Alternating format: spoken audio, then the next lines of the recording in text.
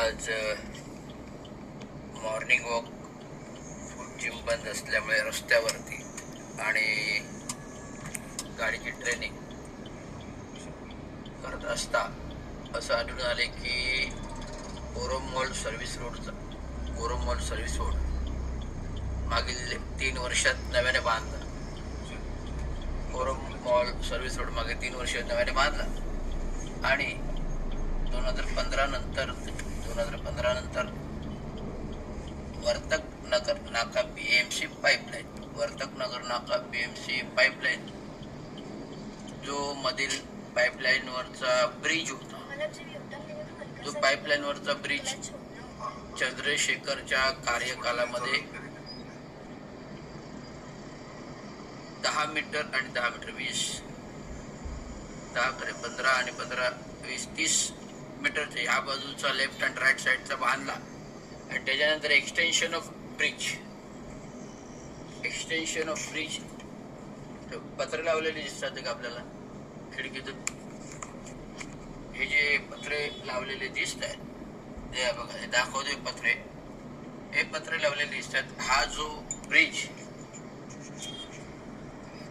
चंद्रशेखरच्या रस्त्यावरून करण्याअंतर्गत मधला portion bridge जो आहे 15-30 मीटरचा बांधला आणि एक्सटेन्शन ब्रिज जसवाल साहेबांच्या कार्यकर्ते म्हणजे जो पेंडिंग होता चंद्रशेखर पासूनच तो पेंडिंग ब्रिज आता जसवालच्या 2015 मध्ये कारकिर्दीमध्ये कार्यकारी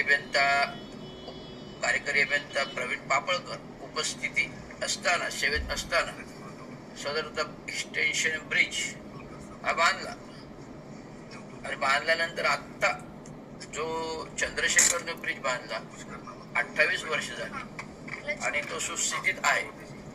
तो ब्रिज सुस्थितीत असताना आज पत्रे लावलेले आज मला आढळून आले आणि पत्रे लावल्यामुळे येणाऱ्या ट्रॅफिकला नियोजनाला अडचणी येऊ लागल्या. आज भयंकर ट्रॅफिक वाढलेलं आहे.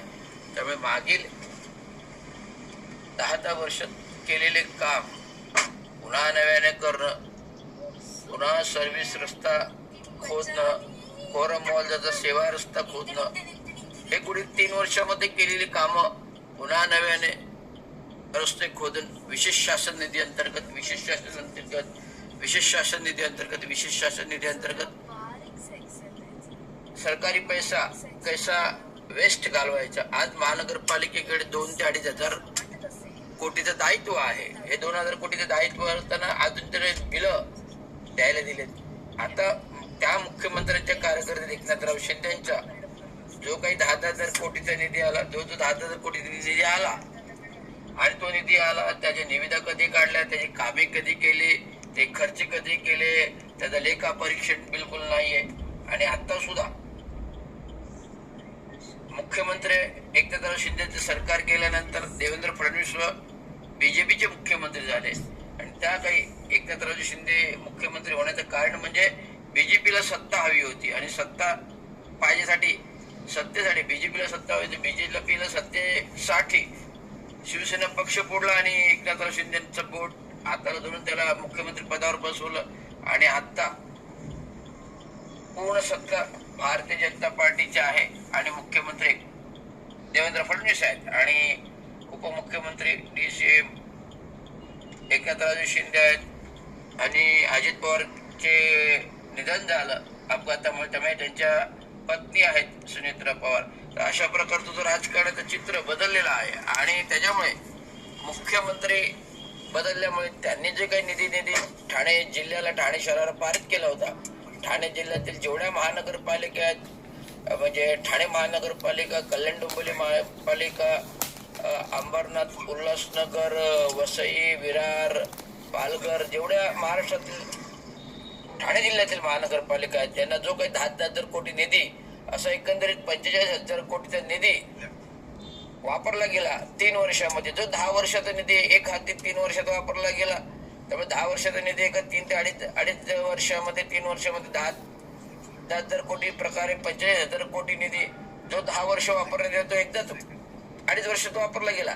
त्यामुळे देवेंद्र फडणवीस यांनी ठाणे जिल्ह्याला निधी देणंच बंद केले. जे JR पारित केले होते जे जे GR पारित केले होते महानगरपालिका, ते GRचे सगळे पैसे ठप्प झालेले आहेत आणि ते पैसे एकही पैसे ठाणे महानगरपालिकेच्या तिजोरीत अद्यापर्यंत येत आहेत. त्यामुळे लोकांची ठेकेदारांची देयकं अडकलेली आहेत. हा कुठेतरी संदेश माजी मुख्यमंत्री, आत्ताचे डेप्युटी उपमुख्यमंत्री यांनी घ्यावा. असं समजते की 10,000 कोटी रुपये ठाणे महानगरपालिकेत येणार आहेत. 10,000 कोटी रुपये ठाणे महानगरपालिकेत येणार आहेत. पण हे 10,000 कोटी आल्यानंतर नव्याने विकास कामांचे निविदा बनवल्या जातील. परंतु मागच्या निविदांचे पैसे, मागच्या अध्यादेश, मागच्या GRचे, मागच्या कामांचे पैसे अद्यापर्यंत खात्यामध्ये महानगरपालिकेचे नाही आहेत. हे मी माझं विवंचन का सांगतोय?